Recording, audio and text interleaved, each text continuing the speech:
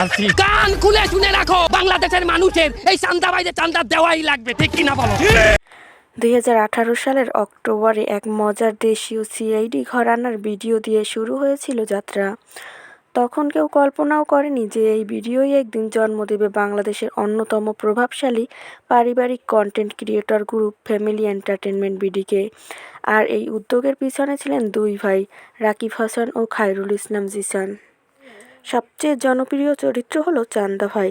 তার কণ্ঠে যখন চাঁদাবাজি, দুর্নীতি এবং রাজনৈতিক সিস্টেমের হাস্যকর বাস্তবতা উঠে আসে, তখন মানুষ শুধু হাসে না, ভাবে। চান্দা ভাই চরিত্রটি কেবল একটি কৌতুক নয়, এটি সমাজ সচেতনামূলক আন্দোলনের মুখপাত্র। এই চরিত্রের ভাবনা, বডি ল্যাঙ্গুয়েজ, সংলাপ সবই আসে রাকিবের মাথা থেকে।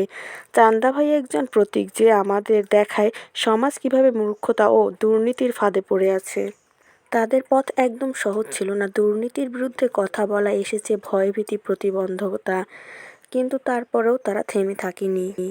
তুই যে বাংলাদেশে একটা শীর্ষস্থানীয় টিভি চ্যানেল চালাও, যে টিভি চ্যানেলের নামটা কি জানো? আমরা কিন্তু তার একটা চুলও পাকা করিনি। আমরা তারাই বাঁকা করে বেলাইছি।